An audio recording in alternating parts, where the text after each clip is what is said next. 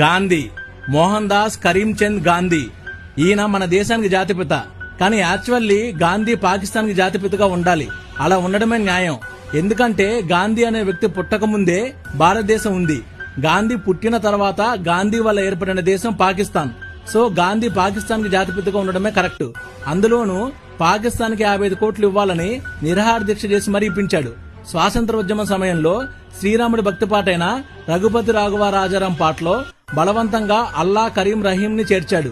ఛత్రపతి శివాజీ దేశద్రోహిని, ఔరంగజేబుని దేశభక్తుడని ప్రచారం చేశాడు. దేశ విభజన తర్వాత పాకిస్తాన్ లో ఉన్న ముస్లింస్ హిందువులను బహిష్కరించి వాళ్ళ ఆస్తుల్ని బలవంతంగా స్వాధీనం చేసుకున్నా సరే పాకిస్తాన్ కి మద్దతుగా ఉన్నాడు.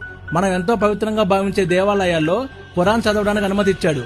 శ్రీరాముని సుల్తాన్ రామని, సీతమ్మని బేగం సీతాని పిలవమని చెప్పాడు.